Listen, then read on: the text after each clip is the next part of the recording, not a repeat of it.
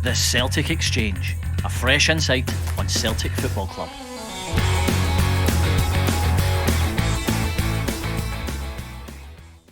How surprised were you that they never made it 7 league wins out of 7 yesterday?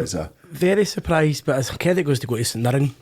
Obviously been nearly a year unbeaten in the league, but they were well organised. They seemed to have the desire. They were blocking everything. They were all over it, even time wasting as well quite early on once they got their tails up. So tough one to take, but as I said, it's credit to St Mirren.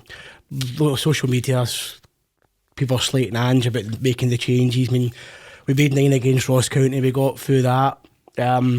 I don't know if that's kind of set us up for Ange to think he can do it all the time, but you're right. I mean, it disrupts the flow of the team having 6 changes yesterday, and some of the personnel that we selected. I mean, the midfield, we'll go into more depth in a minute, but the midfield for me, there was no creativity. Maybe apart from Calmac, but the other two were not really doing much at all. So personnel wise, I mean, these guys are coming to the first team as well. They've got a chance to kind of prove their worth and push for a first team place, even though it is a squad rotation. But a lot of them didn't take their chance yesterday. They didn't turn up. No, I definitely agree with you on that, and kind of taking but no disrespect to St Mirren at all. I think the starting 11 that went out yesterday should still be enough. Of course, should still be enough. And I think what St Mirren done yesterday was take the opportunity. They probably know that the fluidity was definitely going to be away, and they capitalised on it. They were in our faces for the get-go. Yep. So credit to them, and definitely gave us some stuff to think about. So yeah, as you said there, Sinky, it was 6 changes to the team that took on Shakhtar Donetsk on Wednesday. Some of the changes enforced obviously due to injury to the likes of Carter Vickers and Starfelt. Other changes were Ange's choice in terms of how best to rotate the squad. A rare league start for Aaron Moy, Tony Nelson, Stephen Welsh, and to a lesser extent David Turnbull. But crucially for me, we did start without Hatate, O'Reilly and Jota, and even when they came on, I think that just the way the game had went, trying to get up to the speed that they were required to, just wasn't really happening when the rest of the team weren't clicking as well. People are questioning, is this a fault of Ange? Has he made too many changes? As I've just kind of said there, I don't generally think that that's the case. I think that we should be able to bring these players in, and everyone should be able to kind of pick up on what we train day in, day out. What's your views on it, Mif, with that? Well, I'll pick up excuse me, on something that Sinky said there, and I think the lack of what would I say, the lack of energy in the midfield was the biggest problem. Aaron Moy's about as dynamic as an Urquhart tour. I just don't really see him, how he fits with the way the squad's been moulded. I said yesterday in the post-match, I have believed for some time he is not an upgrade in James McCarthy. And that's not just because of what's happened. I think if you look back or listen back to previous podcasts, I've probably been in the unconvinced category on that signing, like I was for McCarthy as well. I've been pretty vocal on that too. And this isn't an exercise, and I told you so. It's just you watch the game, you see where we have been poor in the game. The centre halves have not stood up to the test that was thrust upon them. However, they were the only 2 centre halves that we could have picked yesterday, so you just need to kind of dust yourself down and deal with that. The central midfield is different. Turnbull, I think, actually has been pushing for a start because of how he's been performing when he's been coming on. He's looked handy, and in previous chances he's been given, he's actually played really well. I think you can file yesterday under very disappointing for him. Really rigid, sideways passing, not very much going forward. I'm going to say something here, and this is a major excuse, but the kit clash did not help in terms of forward passing. I think you could see the hesitancy there, that everybody was just checking, and I don't know how many times I thought a pass was on, and the ball went to a St Mirren player, or I seen a St Mirren player moving, even when we were defending. I thought, your man's getting back. And no, it was a St Mirren player that went on the ball. Like, oh, no. So, I think the kit clash possibly contributed to our lack of fluency in passing because, like you say, it didn't really improve when the likes of Hatate, O'Reilly and Jota did come on. So, listen, bad day at the office. Like I said, perfect storm. Loads of factors combined. But I'm not letting Moy off the hook. I'm not letting Moy off the hook purely because look, Turnbull either, by the way. Turnbull, and I'm a huge fan of Turnbull. But I think you can't play the two of them together. No. And it still leaves me questioning. I think as far as Moy's concerned, is his place in the squad to replace McCarthy? If it is, I don't think he's that much better. Yeah. So I'm really, really keen to see Abelgard come in, because I think we just need somebody that can, yes, do the defensive work, but also do it in a more dynamic manner. Yeah, well, I think this is the big couple of weeks for Abelgard. You know, he's going to have time on the training field with the players, a lot more than what we've had recently. And I think Ange isn't going to let anything go after yesterday. A big time for him to really just stake a claim. Yeah. Sinky, on the likes of, I kind of agree with Mif on Aaron Moy. Yeah. I don't see the point in the signing, because they're very similar. No, do you know what? Moy's the kind of guy you want to come on maybe 75 minutes to kill a game. Yeah. Ball retention, kill a game, sideways passing, keep it short and simple. He's not a starter. He's not in a million years. He's not a starter. And playing him alongside that midfield three is never going to work. Yeah, I mean, it was a strange one.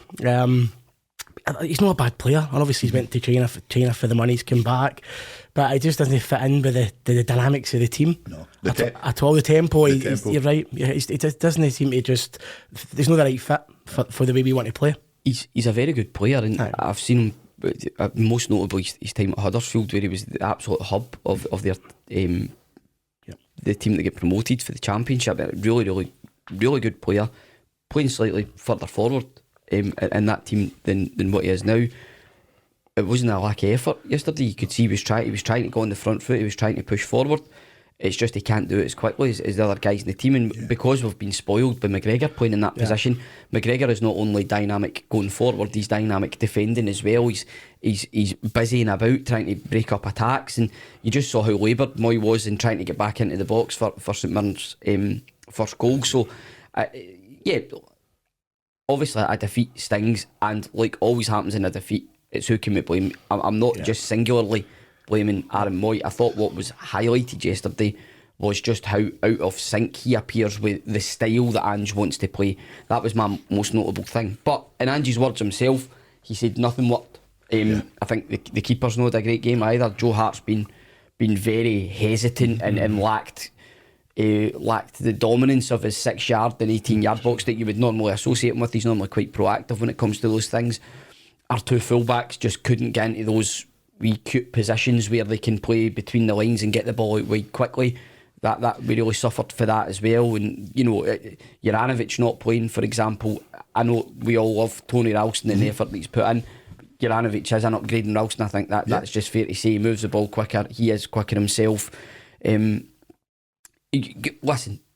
loads of factors involved. I mean, Kyogo was on the park. I think he touched the ball about 10 times.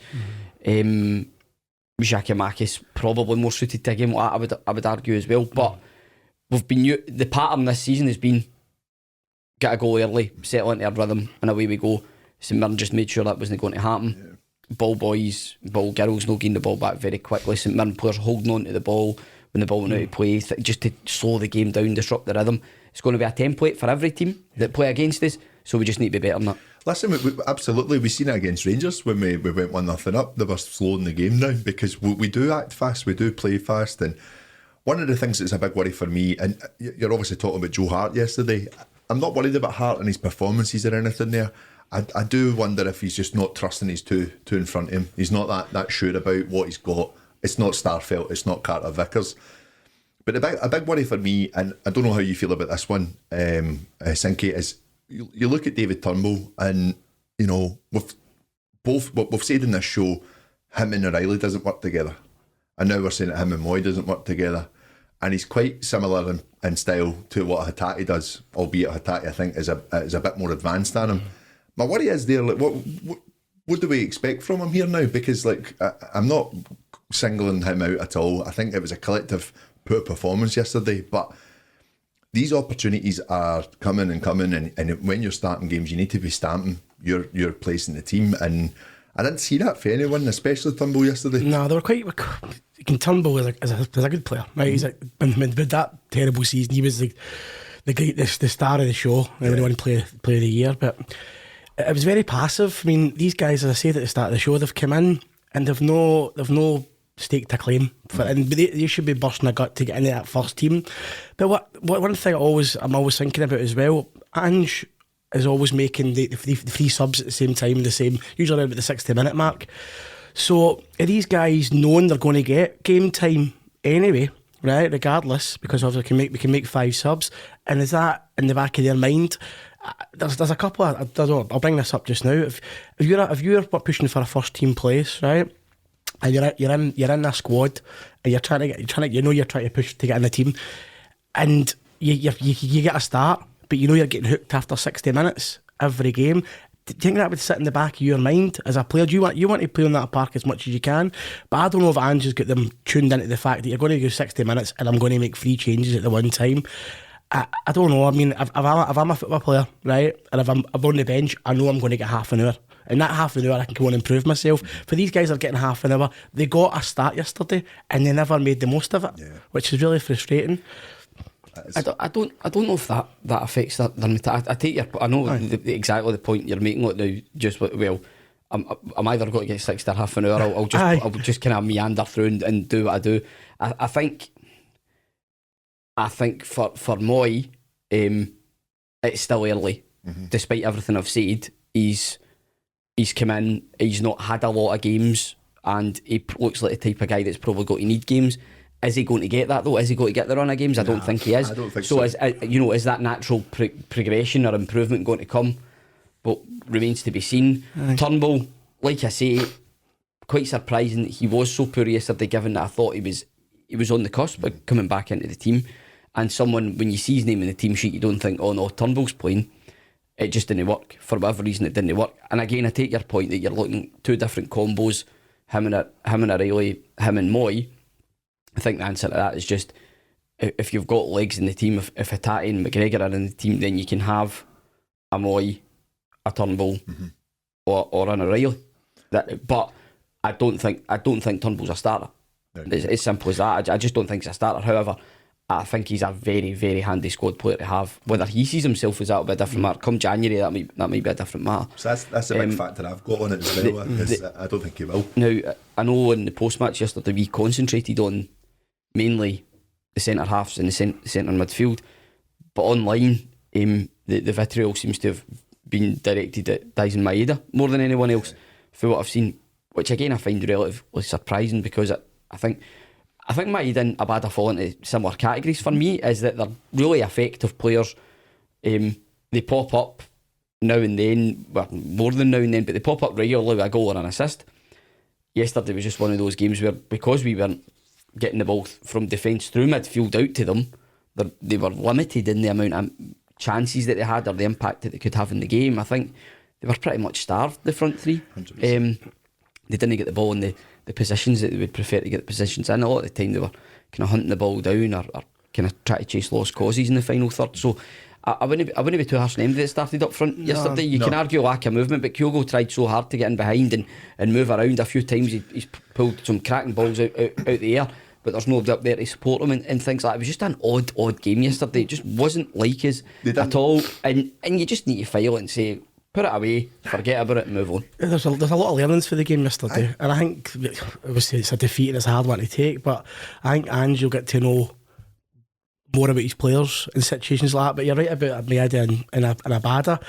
Games like that, tight parts, like Ross County, St Mirren's, it's hard for these wingers because they obviously St Mirren set their stall out on how defensive they're going to be, but these guys were getting starved, as Mif said, or they weren't getting, like obviously at Parkhead it's a different story, but tight wee games like that, it's hard for these guys. But Kyogo, but Mif said it as well, I don't think he was suited to that game yesterday. Big Gigi's are probably more suitable to that style of play. We're going to be firing balls in the box and stuff like that, but it came to the point where we were chasing, and I think it was just too little too late the way the St Mirren set up. We were struggling. So definitely, I think whether it be Kyogo or whether it be Giakoumakis yesterday, I think St Mirren limited us to basically having to try and play the ball in over the top instead of on the deck. We weren't really confident in trying to play through their lines at all. So therefore, you're ruling Kyogo out of the game unless he can run on it a lot. But there wasn't enough from the midfield yesterday, and even I bring the inverted fullbacks into that, and Taylor and Ralston. There just wasn't enough bringing forward because we were pinned in so much, and it's something that we need probably two energetic midfielders that are going to kind of try and prevent that from happening, to take the pressure off us, because McGregor can't do it all. We've spoken about that before. But what we didn't have was, Moy and Turnbull aren't going to do that running for you. I think that's fairly evident. I think where it did slightly improve in the second half was when Hatate came on, and there was more of that, even at least attempting to carry the ball in the final third, carry the ball forward, draw players out, and we created more, wouldn't necessarily call them straight opportunities, but we created more sort of openings around their box where, if we'd selected the right pass or whatever, we could have had certainly more opportunities than we actually ended up with, because I think there was a couple of balls flashed across the face of the goal. Giacomakis' header, Jota's header as well. Yeah. So I know. it's about Other days, their goals, absolutely. That's about it. The second half, we did two chances, as you say. Giacomakis should have probably scored. He should have. And Jota as well. It's a really good chance. Textbook, he totally headed the ball down, but he's took the bloody pace at the ball, hasn't he? He's took the pace at it. And then the other one, probably Greg Taylor had a shot for 25 yards straight at the keeper as well. He just couldn't get the angle. It was a good hit, it was a good strike, but we just wasn't. It's just one of the days, wasn't it? Kind of what you're talking about there as well, Mif. Just talking about, obviously, we started to kind of control the ball a little bit more in their final third.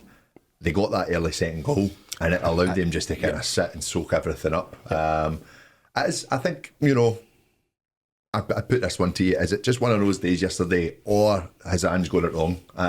Me personally, I just think it's one of those days. I don't think he's got it wrong.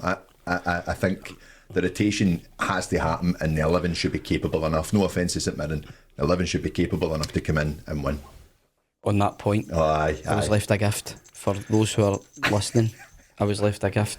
What would we say that is? It's a panda rattle. A panda rattle, a teether for a baby producer, Anne, who's a buddy, kindly left that on my microphone for me, so thank you for that, Anne. Mif is rattled. I was rattled in more ways than one. I'm just got to put it down to a bad day at the office. I don't absolve the manager completely from the responsibility in what went wrong. I think he has to put his hand up. I think he has done that in post-match and said loads of things were wrong, including team selection. Yeah. And like I said yesterday in the post-match, the conclusion that I come from, and it's simply that based on the squad we have and the players that we have, our midfield has to have Cal McGregor at its base with another two. That is as simple as that. Until we see Abelgard and what he's bringing, it can't be Moy, based on what I've seen so far. Ending games, yes, completely agree with you. Sinky, completely agree with you. I think, and you saw that against Shakhtar, high level opposition, he came on.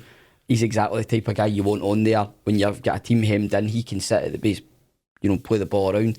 Type part like that when you're maybe needing to be a bit more dynamic and you're needing him to create something. I don't think he's a man. It wasn't happening. There wasn't enough zip from him, and we might sound as if we're coming in too heavy on him and Turnbull as well. We're saying it because we see it. Yeah, and I need to say we've got a fairly decent Aussie following, lads. We're not anti-Aussie on here. Please trust me. We are not for the World Cup. We are not anti-Aussie. Yeah. We want them to do well. Yeah. Just to hammer that point home. Oh, we want every player to do well. I just think agreed.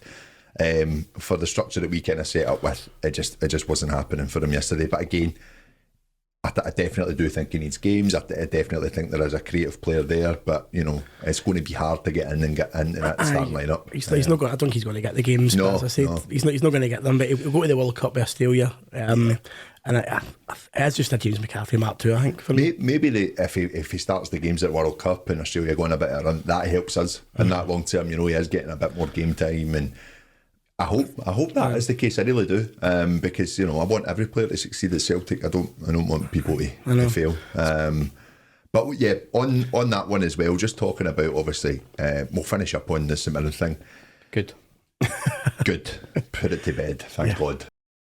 The Celtic Exchange, a fresh insight on Celtic Football Club.